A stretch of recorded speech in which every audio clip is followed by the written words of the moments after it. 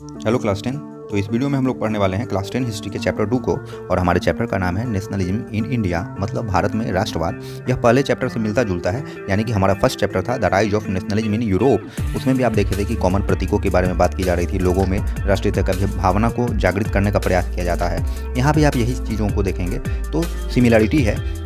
ये नहीं कह सकते कि 100% सेम है, लेकिन सिमिलरिटी है अप्रोच में, हर चीज़ में। आगे आप क्या देखेंगे कि एनसीईआरटी टेक्स्ट बुक में इस चैप्टर को 4 सेक्शंस में डिवाइड किया गया है। जो पहला सेक्शन आप देखेंगे, इसमें हम लोगों को फर्स्ट वर्ल्ड वार पढ़ना है, खिलाफत पढ़ना है, नन कॉपरेशन पढ़ना है। तो हम इन तीनों को बारीकी से समझने का प्रयास करेंगे। साथ ही साथ जो सेकंड सेक्शन आप देखते हैं, उसमें बात कर रहा है different strands with in the movement, मतलब जो अलग अलग तबके के लोग थे उनके लिए इस मूवमेंट का क्या मायने था, हम उसको समझने का प्रयास करेंगे। जैसे किसान हो गए, बिजनेसमैन हो गए, पीजेंट्स हो गए।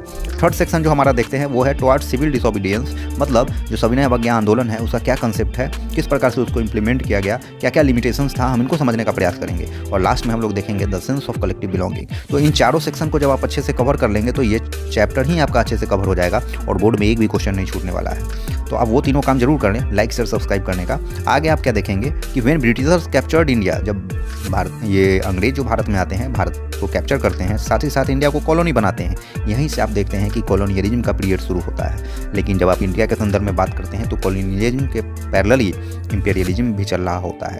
अब आपके दिमाग में क्वेश्चन आएगा कि इंपीरियलिज्म है क्या? तो इंपीरियलिज्म और कुछ नहीं, नेशनलिज्म के पॉलिसी के साथ साथ जब टेरिटोरियल एक्सपेंशन की पॉलिसी को अपनाया जाता है किसी भी देश के द्वारा, इसी को तो हम लोग इंपीरियलिज्म कहते हैं। तो ब्रिटेन क्या इंडिया का थोड़ी था, वो तो यूरोप का था। यहाँ आया, यहाँ पर कैप्चर करता है, टेरिटोरियल एक्सपेंशन करता है, लूटता है, खसोटता है। तो यही चीज़ तो इंपीरियलिज्म है। तो कॉलोनियलिज्म के साथ साथ इंपीरियलिज्म भी इंडिया के केस में हम लोग पढ़ेंगे।